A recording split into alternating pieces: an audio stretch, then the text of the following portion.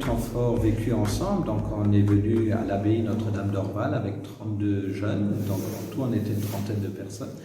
Et donc ce qui est intéressant, c'est de découvrir la vie de prière et la vie spirituelle qui émane de la vie monastique et justement de cette vocation, de ce charisme monastique ici à Orval, et l'accueil des frères et l'accueil également de tout ce que nous pouvons vivre dans la liturgie avec eux. Il y avait deux choses pour les confirmants. La première, c'est une initiation à la prière, à la vie spirituelle et donc à tout ce que la vocation monacale peut apporter en termes de spiritualité. Et puis la deuxième chose, c'est de réfléchir avec les confirmants sur les fruits de l'Esprit Saint. Et ce qui était formidable, c'est de voir le rayonnement qu'il y avait dans le visage des jeunes. Il y a beaucoup de choses qui se sont exprimées avec amour, avec amitié.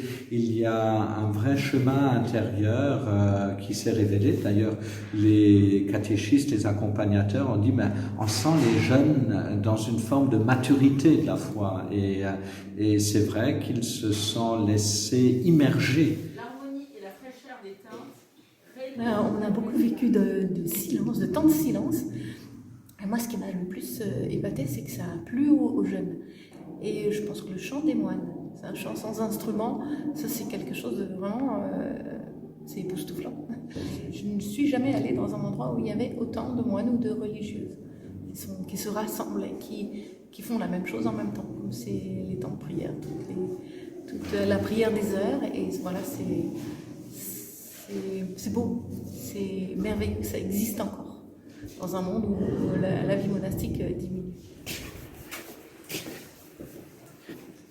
C'est un monastère où il y a plein de moines et il y a un musée, c'est super beau parce que il y a exposé tout ce qu'il y avait dans l'ancien monastère qui a brûlé.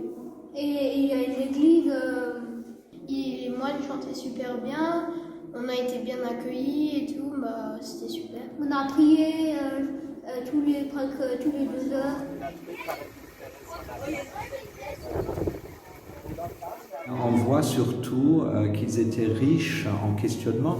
Par exemple, ce matin, pendant 3/4 d'heure, les jeunes vous interviewent sur des questions de foi, sur des questions de catéchèse. Et puis surtout, des jeunes, quand on les a en paroisse, ils ne vous posent pas toutes ces questions. Ils ne sont pas du tout ancrés de la même manière dans une vie d'intériorité et se diraient, mais tiens, il y a le regard de papa et de maman pas loin, donc ils n'osent pas. Alors qu'ici, on a tout laissé derrière, on est quand même venu du pays de Bide jusqu'en Belgique pour déposer, pour accueillir et pour laisser derrière nous un certain nombre de choses, pour vivre un dépaysement et dire, mais tiens, la grâce de Dieu est là, elle nous accompagne, et cette grâce, et on commence un autre chemin. Ce séjour, il m'a transformée. On était dans le silence pendant 2 jours, on a beaucoup prié, on a été une famille tous ensemble, on s'est découverts, on a appris la vie en communauté.